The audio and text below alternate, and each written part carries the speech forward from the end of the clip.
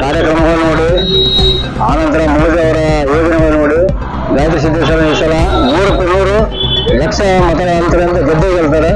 ಜನಗಳು ಆ ಥರ ಮಾತಾಡ್ತಾರ. ಈ ಬಾರಿ ಗಾಯತ್ರಿ ಸಿದ್ದೇಶ್ವರಿಗೆ ಮತ ನೀಡಬೇಕು. ಸಿದ್ದೇಶ್ವರ ಅವರು ಮಾಡಿದಂಥ ಎಲ್ಲ ಯೋಜನೆಗಳು, ದಾವಣಗೆರೆ ಬಂದಂಥ ಸ್ಮಾರ್ಟ್ ಸಿಟಿ ಇರ್ಬೋದು, ಜಲಜೀವನ ಮಿಷನ್ ಇರ್ಬೋದು, ಬೇರೆ ಬೇರೆ ಯೋಜನೆಗಳನ್ನು ದಾವಣಗೆರೆಗೆ ತಂದು ದಾವಣಗೆರೆ ಬಹಳ ಚೆನ್ನಾಗಿ ಮಾಡಿದ್ದಾರೆ. ಹಾಗೂ ನರೇಂದ್ರ ಮೋದಿ ಅವರ ಕಾರ್ಯಗಳನ್ನು ಮೆಚ್ಚಿ ಬಿಜೆಪಿ ಮತ ನೀಡಬೇಕು ಜನ ನಿರ್ಧಾರ ಮಾಡಿದ್ದಾರೆ. ಸರ್, ಇವತ್ತು ನಿಮ್ಮ ವಾರ್ಡಲ್ಲಿ ಮನೆಗೆ ತೆರಳಿ ಮತಯಾಚನೆ ಮಾಡ್ತಾ ಇದ್ದಾರೆ. ಜನರು ಒಲವು ಯಾವ ರೀತಿ ಇದೆ ಬಿಜೆಪಿ ಮೇಲೆ? ಜನರು ಎಲ್ಲರೂ ನಾವು ನಮ್ಗೆ ಹೇಳಕ್ ಬರ್ಬೇಡ್ರಿ, ನಾವು ಬಿಜೆಪಿನೇ ಮೊದಲಿದ್ದರೆ ಬಿಜೆಪಿನೇ, ಆದ್ರೆ ಈ ಸಲ ಅಂತ ನಾವು ಯಾವ ಕಾರಣಕ್ಕೂ ಬಿಜೆಪಿ ಆಗ್ತಾರೆ ಅಂತ ಹೇಳ್ತಾರೆ. ರೆಸ್ಪಾನ್ಸ್ ಚೆನ್ನಾಗಿದೆ. ನಿಮ್ಮ ವಾರ್ಡ್ ಮತದಾರರಿಗೆ ಏನು ಹೇಳಕ್ಕೆ ಇಷ್ಟಪಡ್ತೀರಾ?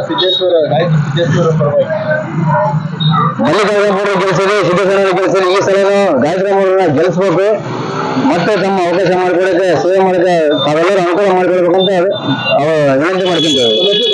ನನ್ನ ಹೆಸರು ಶಿವಗಿರಾವ್ ಅಂತ ಹೇಳಿ. ವಾರ್ಡ್ನ ಏನಾಗಿದೆ? ನಾನು ಮಂಡಲದ ಪ್ರಧಾನ ಕಾರ್ಯದರ್ಶಿ.